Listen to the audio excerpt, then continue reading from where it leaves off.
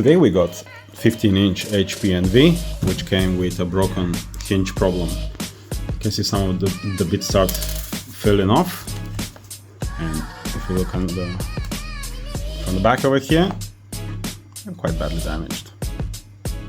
It's quite important not to keep closing and opening the screen, because the hinges are pushing against the screen over here. You see the metal bit is not opening properly, and quite easily it can break or crack the screen.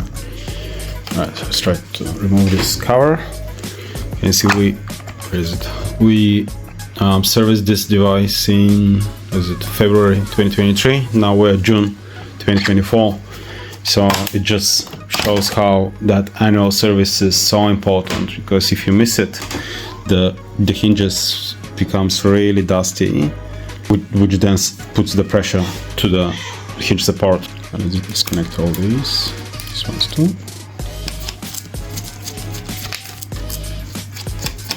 Okay, screen is out, but unfortunately we have a little crack here. Usually what happens is that the support at the back, the hinge support over here is glass. They don't even put any kind of protection, and when the hinge pushes back, it cracks through the glass. So we will relay this one to the customer now and see if he's still happy to proceed with the repair, or shall we replace the screen or cancel the whole job. Okay, so we will proceed with separating the screen to see if there's any further damage and move from there. Okay, so we will let our screen back cover cook. Basically that heat on the aluminum base will help us release the double side tape, so we can pull the screen. With these models, with this particular HP Envy, definitely it's not designed to be taken apart, because with other models we would have this little pull release tabs where we pull the rubber sticky, double side sticky tape, which then pulls out and releases the whole screen. As you can see, this is not removable, it's part of the glass, so they really didn't want any stripping down of this screen at any cost. Unfortunately, the whole screen replacement would be probably around $700 to $1,000 at least, considering that it's a touch screen and a 15-inch model. Now with some heat applied, you can see how much easier it comes out. Let's move now to the other side and slowly start praying out on the heat. We can apply a little bit of isopropyl alcohol to aid the double side tape to release, so we can just squirt underneath, but we need to be careful not to be too much, otherwise it will leave patches on the screen.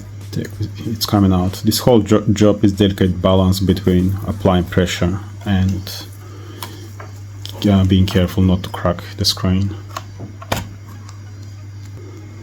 And this one's where the pull release tabs which I was talking about, and if we have a look, the part which can be pulled, they intentionally left it on the opposite side, which is not even reaching the corner, so we cannot reach it to be able to pull it.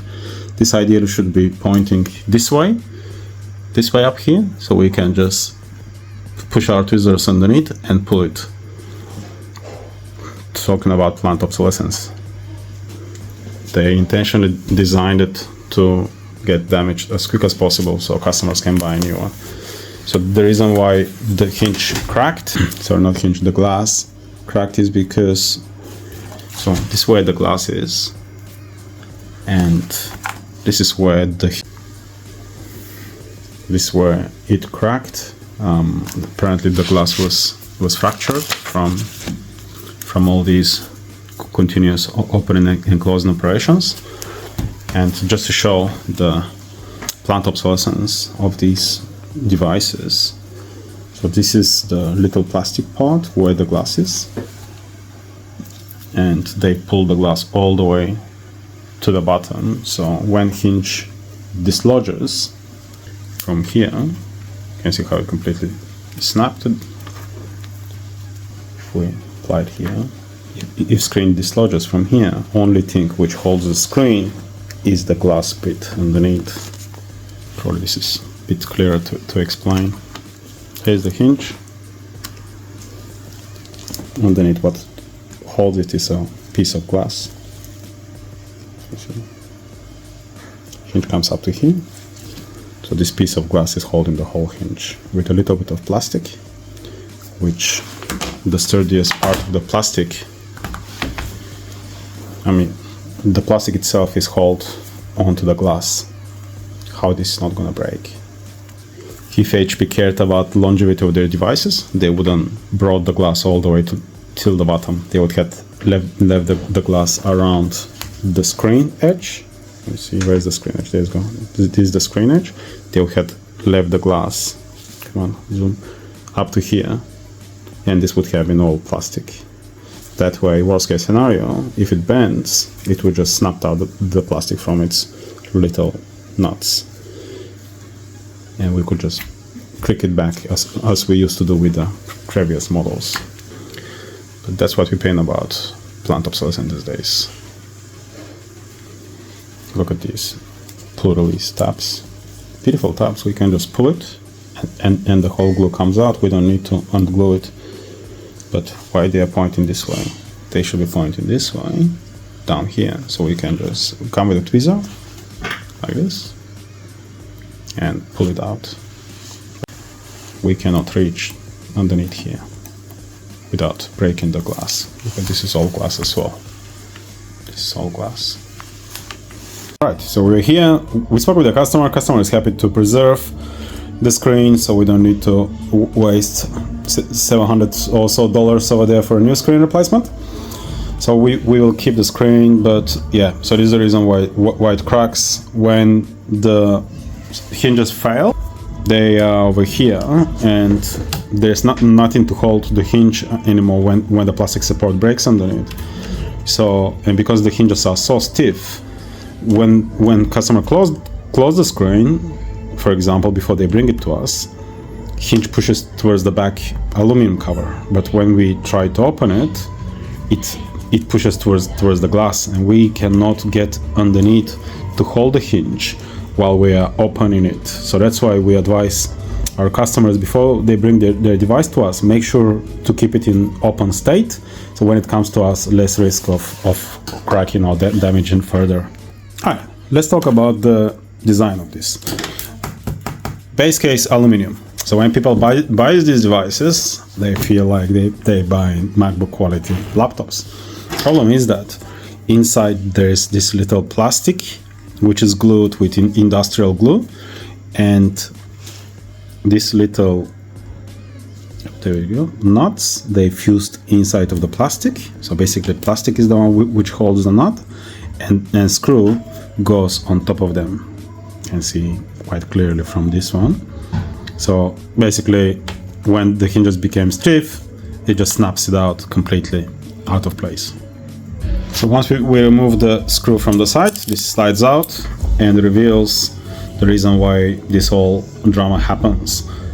You can see that the grease, the white grease over there, it gets mixed with the dust and fluff inside of the hinges. Particularly in this angle, it's a bit more clear. There's lots of dust, and this is what makes the hinge so stiff. Look, I can barely open it with one hand. How anybody can expect plastic to able to hold such a stiff hinge? So I went and released these two nuts slightly, and now I can open and close it with one hand. We don't want to release them too much, because then the screen gonna flop back by itself, because we won't be having the friction to hold that the weight of the screen, because obviously that's what one and a half kilo. So yeah, we cannot lose them too much. So now let's clean this dirt from here. There you go. Okay, so we clean the hinges with some WD-40, which is good quality oil contact cleaner. So now we need to put some grease on them to make sure that they won't get, yeah, basically we need to keep that friction as far as possible. This is how well oil hinges looks like. It's important to oil these hinges every 2 years and service the machine every year. We're done with the hinge cleaning, so now the most complicated part, which is to rivet the hinge back. We don't want to glue it because, yeah, no plastic gonna withhold when this hinge becomes stiff again. So we need to find a way how we can drill through it and have good size rivets to be able to hold. Only with HP laptops we see this big inner diameter size of the hinges. Every other laptop is much smaller. Problem with such a big size is that we cannot put, I don't know, 6 or 8 millimeter width rivet there, because if we do that, then the head of the rivet is going to be giant. So the reasonable size we can get is 4, which fits there like this, but we will have gap around it, so we have to fill it with something to be able to buffer in case the hinge decides to move, because hinge will move like this over here. I'll just try to, it's a bit hard with my hand, but yeah, so it's going to be here, and you can see how there is a gap on the left and right of the hinge opening. Okay, so we have our connection hole here, so let's push the rivet from the bottom, so it comes from the bottom like this and pops in here. So we want the smooth part to be at the back and the rough part to be on this side. Problem is then though that, as you can see, we still need to have a screen which needs to fit here, so that's where we will have to shave it off. Let's get the washer in.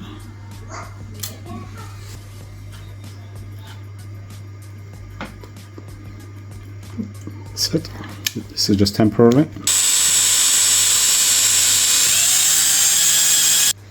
Okay, so we're ready here. Let's get the rivet. Get the washer. We should be ready. Right, so before we completely finish the rivets, we want to remove this tape, protective tape here, which protected us from while drilling, from scratching that area.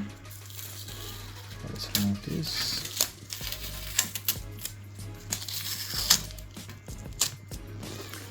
Before we completely close the tighten the rivets, we want to squirt a little bit of glue here, which idea is to fill those little air gaps, because this section here is broken, the little plastic, so nothing is holding it. So let's press it before it dries. There you go, and then the hinge will squeeze it additionally. Okay, so now we need to remove this excess glue here, because the screen will lay flat in this area and we don't want to have basically something blocking the screen from laying flat and risking cracking it down the track. So need to remove all the excess from here as well.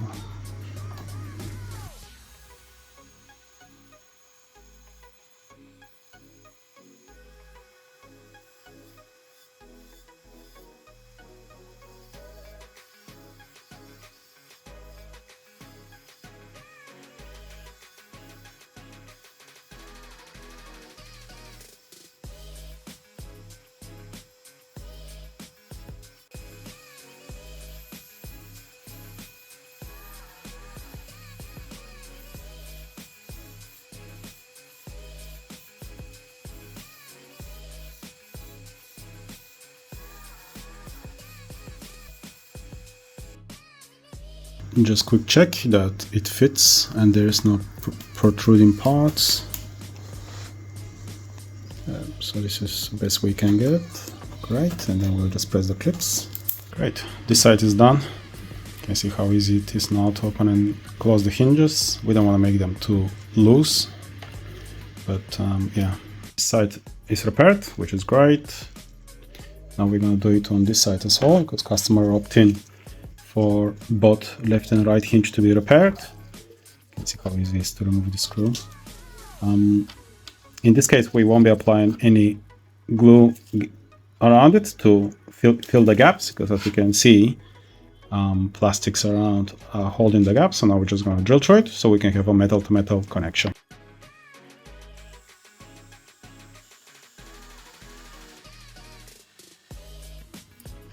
If you look over here, bottom two guiding plastics are there, and inner filling of the hinge plastics are there as well. While we're here, we still want to take out and service the hinge, because we don't want it to be seized up like the other one. So let's see how easy this hinge is now to open and close. Okay, so we have a good stable connection here as well.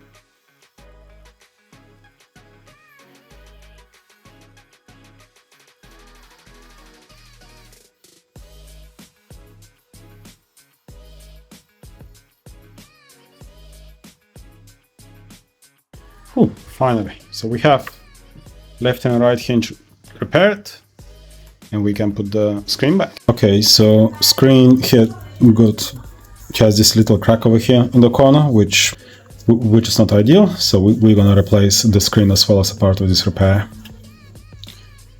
Screens on this new generation touchscreen devices are very fragile. That's why we highly advise people when they start feeling that their hinges are getting stiffer, just don't keep using those devices. Bring them for repair as quickly as possible, because adding a screen replacement cost can drastically increase the repair cost. Okay, finally we can get our screen installed into the chassis. Right, so screen has been replaced. There you go, the touch functionalities are functioning, and hinges has been repaired, so we can remove this one from here. There you go, and look at that smooth operation. This is what we wanted. It just fortunately customer waited too long, so the hinges protruded and broke the glass down here. But yeah, once it's repaired and screen replaced, this machine is like a brand new. Thank you guys for watching, and if you need this service, all the information is in the description.